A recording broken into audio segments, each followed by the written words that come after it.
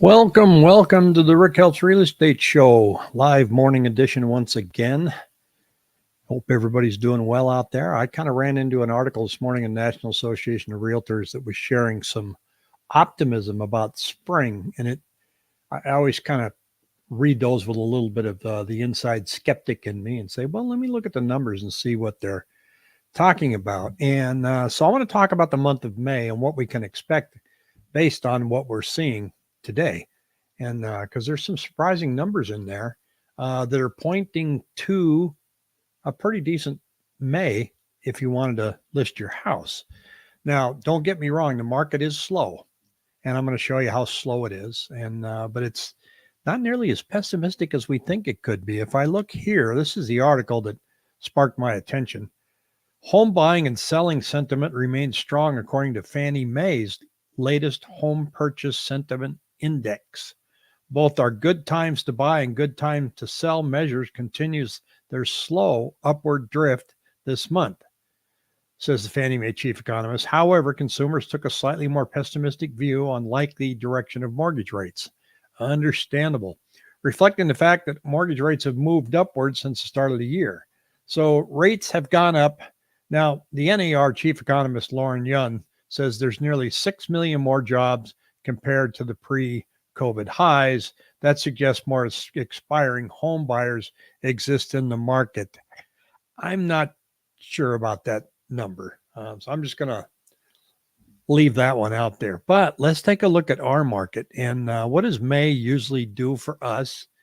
And it's kind of a bit of an eye chart, but right here, this is April 2024, 3669 so far month to date. These are sales month to date. Now, these are closed sales. So these contracts were written in March. And compared to last year, we had 3305. So we did about 300 more homes this year, month to date, than we did last year. And then, of course, you can see in April 22, it was a lot higher. April 2021, during the silly season, it was really high. So while we are low, considerably lower than where we've been in years past, it's not real dismal. I look at listings under contract compared weekly as we get into the month of May, because that's what we're looking at now. And they have already kind of made their inch upwards, and they're still climbing a little bit. Last year, they did the same thing. And so we can expect that to repeat again. And interest rates are hanging right now about 7.4. We've got some economic data coming out this week on the GDP, and then next week's the big one, the Feds speak. But I'm seeing on my 7-day moving average here as I'm looking and getting to approach the month of May. Now, I said it was going to be a slow spring, and it has been a slow spring. And but it has started to inch up a little bit. You can see here this black line is the number of new contracts. The blue line is the number of new listings. And the gap is narrowing as we get closer to May. And that's just local data here. And a lot of people like to purchase their home before summer. I mean, who wants to move in June when it's 100 million degrees out there? And a lot of people like to relocate before school starts. So you start to see some of that percolate in May. And then we look now at our listing success rate right here, and it's down to 76%. It was 79% in February. It's a healthy number if you compare it to where we were. We're kind of about average. About 76 to 80% is about average. Again, this is when it went nuts, 93%. You could just stand outside and go, house for sale, and you could sell your house. Looking at the percent of closings with seller paid concessions. This is when you're listing your house, folks, this is out there. This is a real number. It's 44% of sellers are offering some type of concession with an average of $9,100. And so that can get pretty pricey.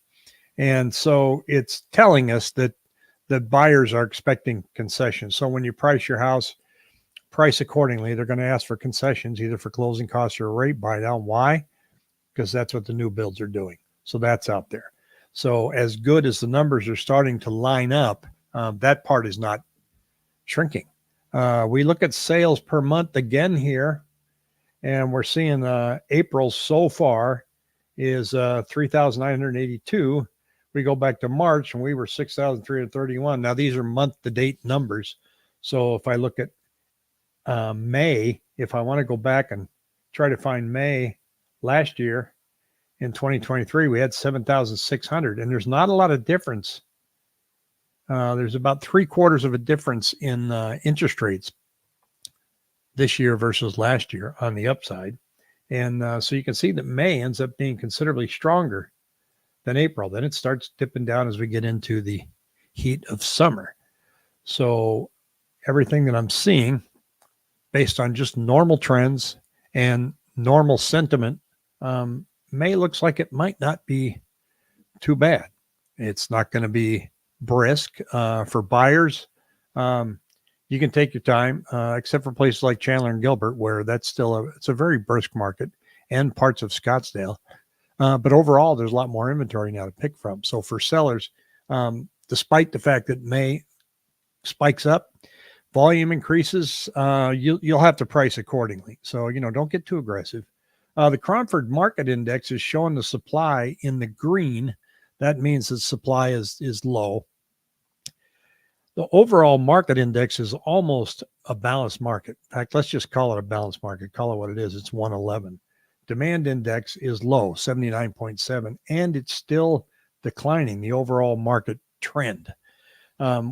Will this change soon? I think so, based on the 7-day moving average I just showed you where the gap is closing. I expect the Cromford Market Index to kind of start showing some upward movement. If we look at active listings that we have out there now, they're up and down like my EKG. So you're seeing that active are in the green, and annual change is down 26.5% in listings. Monthly change down 3.4. So that's kind of what's going on. And then under contract, you can see that that's starting to edge up just a little bit. And so down 6.9% annually. So there is some activity out there. And the last one that I'm going to show you here is monthly home sales by basic transaction type. Here we are in February, 6,820. Well, what did May look like going back last year in 2023? So if we look at May was almost the highest number of the year. Now, these are home sales in May, which means the contract was written now in April. So homes are selling, folks. They're not selling briskly. They are moving. If you're thinking, do I want to list my house this summer? Do I want to list it now? The tea leaves are saying that now's a pretty good time because May is very good. Unfortunately, yesterday, my little temperature gauge on my car said 102 outside. And I go, no, not yet. No, please. Can you wait a few weeks? So if you're waiting to move, get that thing on the market so that you're not moving when it's 115 outside. Looks like it's pretty good out there. I guess what I'm saying is not great. I know I'm repeating myself, but there is some optimism. Next week's going to be really key, folks. Don't expect the Fed chairman to lower rates. That's just not going to happen. The bond market's not anticipating it. He's going to be watching the GDP data that's coming out. I think it's day after tomorrow, Thursday. They're projecting the GDP is going to be up 2.1. Boy, if it's higher than that, don't expect rates to come down. They're probably going to spike up a little bit again. Could be knocking on 8%'s door. If the GDP comes in disappointing, which I don't expect it will, because the earnings reports that are out are pretty darn good. And things are not slowing down like they would like to see. And until they slow down, the central bank is not going to lower rates. So rather than watching the rate move next week or lack thereof, what traders are going to be watching is what he says. They're going to try and pick up on any words that say, well, we do see some data that's encouraging that we may be able to start lowering rates later. So they're going to be looking for things like that. So the bond market will react to whatever he says. And next week's going to be key in what our mortgage rates are going to be for the month of May. So until then, we hold our breath. There are some rates out there that you can get that are in the high sixes. And with builders, you certainly can. The new builds, they're still buying the rates down. VA rates are pretty decent. They're not too bad at all. And then outside of all this stuff is the misinformation about what some people are calling the new rules this summer for selling real estate. I want to stress again, there are no new rules. The only thing that the NAR agreed to do was to pull the commission that's being offered to buyer's agents off the multiple listing service, not making it visible so that people can discuss it amongst themselves, where they used to tell us that was a no-no. I was never able to call somebody and go, so what are you offering for a commission? What about 3%? What about 1.5? We weren't allowed to do that. Couldn't be in the contract, couldn't discuss it. Now they just reverse course and go, well, we're just not going to show it. But you guys, talk amongst yourselves.